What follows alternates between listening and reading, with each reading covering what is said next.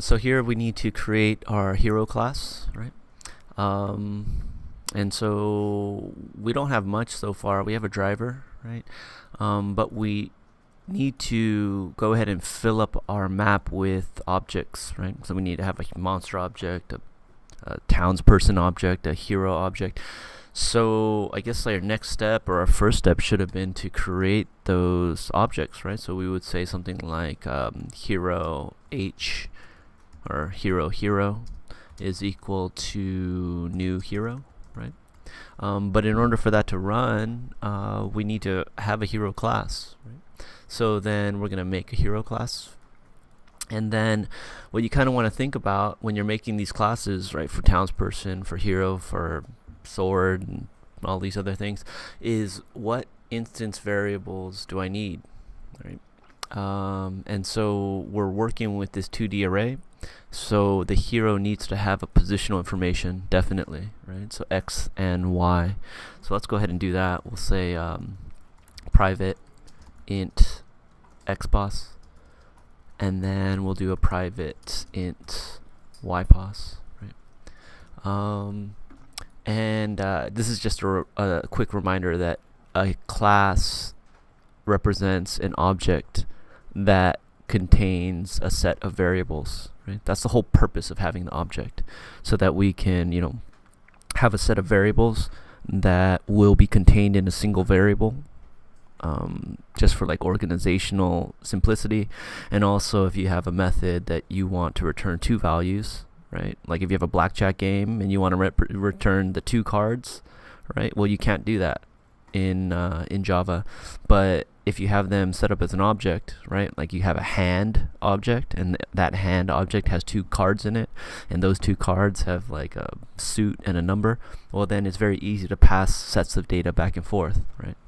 So you can see here that the hero has to have an X and a Y, right? And just based on that alone justifies the fact of creating a hero class, right? And thus an object for hero. So we have our X and Y pos. What else do we need? We probably need a health, right? So let's do a private int health.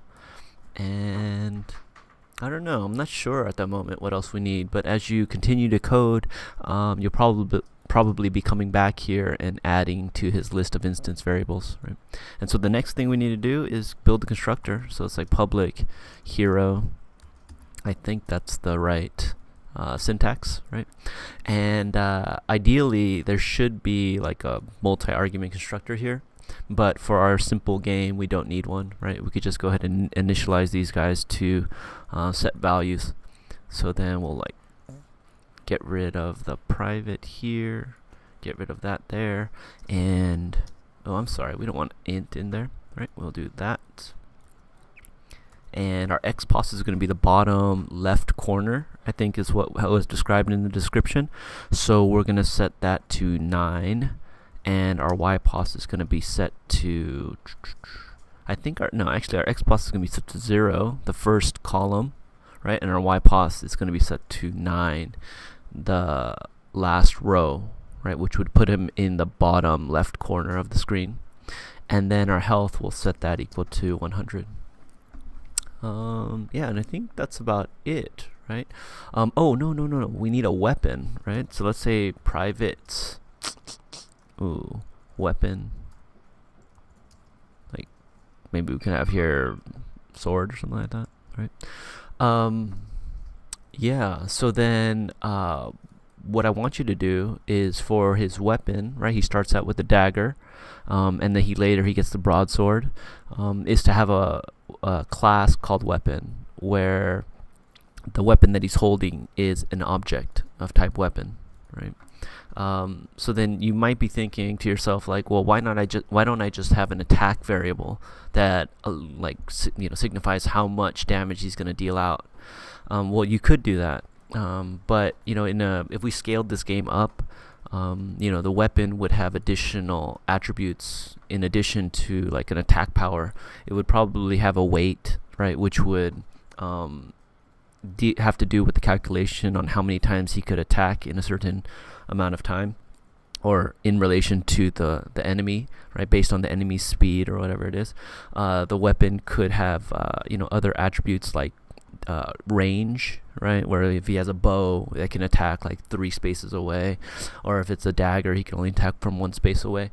So we're not going to do that just yet, but I think we're going to be doing that when we come back to this and we revisit this assignment a couple weeks down. So we're going to, plan for the future and make sure that this guy is a class, right? And so we're going to say sword is equal to new weapon, right? And you'll give it whatever values it needs to create that dagger. Okay, like it might be the first value of it might be the name dagger, right? And then the second value might be the low end of the attack, which would be 10, and then the last would be the high end of the attack, which would be 30, because I believe the dagger has a random attack between 10 and 30, right?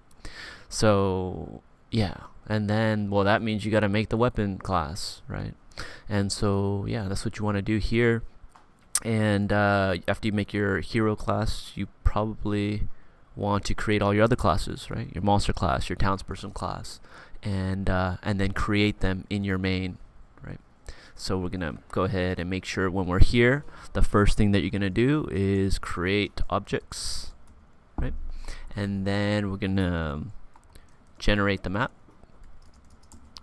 and then we're gonna probably fill the map up with, let's say here, fill the map with objects, right? So yeah, have fun doing that.